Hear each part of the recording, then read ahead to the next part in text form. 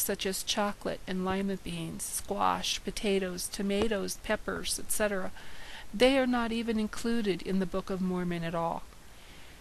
Now, this article, it also goes on to talk about the use of linen and silk in the Book of Mormon. And the Book of Mormon describes the use of these materials of linen and silk in the New World. However, there's another major problem with this, because evidence of the growing of flax, which is used to make linen, has not been found. And silk, of course, requires the growing of silkworms and specialized techniques to produce the thread for the cocoons. So although much clothing has been found from the pre-Columbian sites, there has never been any silk, no linen items have ever been found. So once again, we see another significant problem in the Book of Mormon. Now, the Book of Mormon, it also describes the following animals as having lived in the pre-Columbian Americas. The Book of Mormon mentions donkeys and cattle and oxen and horses, pigs and elephants. Now, although horses and mammoths and mastodons, related to elephants, had existed in the distant past in the Americas, they had long disappeared by the supposed time of the Book of Mormon. Horses did not appear on the American continent until the Spanish brought them after the voyage of Columbus. So none of these animals existed in North, Central, or South America during the Book of Mormon times. So once again, we see that Joseph Smith, out of lack of knowledge, has written a book full of archaeological, anthropological, and historical errors, and this is a book that is supposed to be without any errors whatsoever, but it is full of errors. And here's another one, and that's the calendar. The Book of Mormon implies a 7-day week, similar to that practiced in the Middle East. But many American calendars have been found, ancient American calendars, and none of them match the Old World or the Book of Mormon calendars. So we hear today a lot about the Mayan long count calendar, so I think everybody's heard about that one. But that's just one of the calendars that's been found. There's another calendar that is found that consists of 260-day cycles divided into 13 months of 20 days each, and that was used by most of the ancient Mesoamericans. And each day was presided over by its own god. And then another calendar consisted of a 365-day cycle, which was divided into 18 months of 20 days, and the 5 leftover days were called the resting or the sleep of the year. So as you can see, the calendars were significantly different from the calendars that the Hebrew people used. Another problem was the people groups. Now, the Book of Mormon claims that the Native American population are descended from the Lamanites, and they say that they originated from ancient Israel 2,600 years ago. This concept is central to the Book of Mormon. It's critical. Now, according to the Book of Mormon, a Jewish man named Lehi, living during the reign of King Zedekiah about 2600 BC, was told to take his family and flee, and eventually they traveled to the Americas. Lehi died after arriving in the Americas, and his son Nephi took over leadership of the colony. But his brothers Laman and Lemuel rebelled, and the group was split. And after several centuries, the Book of Mormon teaches that all of the Nephites were destroyed by the Lamanites, and that only the Lamanites remained, and that they are the principal ancestors of all Native American people groups. But this concept, which is stated several times throughout the Book of Mormon and the Doctrine and Covenants, and both of those are part of the standard works. But modern molecular genetics have proven that Native Americans are descended from Siberian and Asian ancestors. There is no evidence of Hebrew ancestry. It's never been found in living Native Americans or in the remains of ancient Native Americans. However, other claims of Hebrew ancestry have been verified genetically in Africa.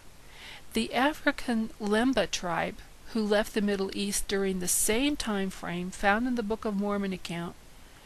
So, that DNA, that evidence is intact. So the Mormons can't say, well, it's been a long time, so that genetic evidence has been wiped out now.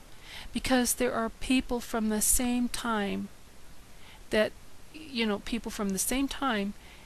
and they have been genetically verified to be of Hebrew ancestry. The evidence has not been wiped out. So in addition, no evidence for the Book of Mormon's so-called white and exceedingly fair and delightsome Nephites has ever been found in the ancient American artwork. So the conclusion here is that the Old and New Testaments present a rich description of biblical peoples, places, and cultures. Archaeology of the Middle East has revealed the cities, the weapons, crops, animals, coins, writings, and references to biblical characters found in the Bible. As I said, everywhere you look in the Middle East there is archaeological evidence for the accounts of the Bible. However, none of the cities mentioned in the Book of Mormon have ever been identified by qualified archaeologists. In addition, many Book of Mormon references to metals, weapons, crops, animals, articles of clothing are known to have not been present in the Americas during the time period claimed in the Book of Mormon. There are some really interesting articles here at godandscience.org, and a lot of them on this very subject. And in fact, there's a Smithsonian statement at the end of this article about the Book of Mormon. There apparently was an inquiry to the Smithsonian. So there was a Mormon report alleging that the Smithsonian was using the Book of Mormon as a scientific guide when conducting research on pre-Columbian American cultures. And this, of course, turned out to be absolutely false. And in fact, the Smithsonian wanted to pursue the matter legally. Then another article at God and Science that goes into a lot of detail. This one goes into the detail about the DNA evidence and the molecular genetics and how they disprove the Book of Mormon. And that's a fascinating article. So I highly recommend that as well. Now, there are other serious problems with the Book of Mormon, but what concerns me the most are their doctrines, and the fact that they are leading and have led countless souls into eternal destruction. They are non-biblical. The Mormons are non-biblical, and they're heretical. Now, Way of the Master has produced an excellent video on Mormons. If you Google Way of the Master, Mormonism, Mormons, that's Way of the Master, Mormonism, Mormons. And Way of the Master is Ray Comfort and Kirk Cameron, and they put some excellent videos out. But you can watch that online. I strongly recommend that, as well as the video from John MacArthur. And if you Google his name, John MacArthur, along with the Mormons, then you can also watch that video online. And both of those videos go over some of the heretical teachings taught by the Mormons. And another great reference to check is Jim Wallace's website, and you can find that at pleaseconvinceme.com. And once you get there, just click on Mormonism, the Mormonism tab at the top of the page. And I also recommend looking around that site. It's an excellent, it's really an excellent site. He's an apologist, and he's also a practicing cold case homicide detective, and he really knows how to investigate evidence, so I recommend that site.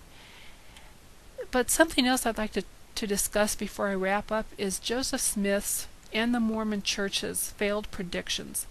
Now, according to Deuteronomy 18:22, when a prophet speaks in the name of the Lord, if the thing does not happen or come to pass, that is the thing which the Lord has not spoken. The prophet has spoken it presumptuously. You shall not be afraid of him. Now, Mormonism has made dozens of predictions about all sorts of things in many of their publications. And in 1835, Joseph Smith predicted that the coming of the Lord would take place in 56 years, which would have been in 1891. And obviously that did not take place. And then on May 6th, 1843, the Mormons predicted that unless the United States redressed the wrongs committed upon the saints in the state of Missouri, the United States government would be overthrown in a few years. And that was 167 years ago, and the United States government has never redressed any wrong to the Mormons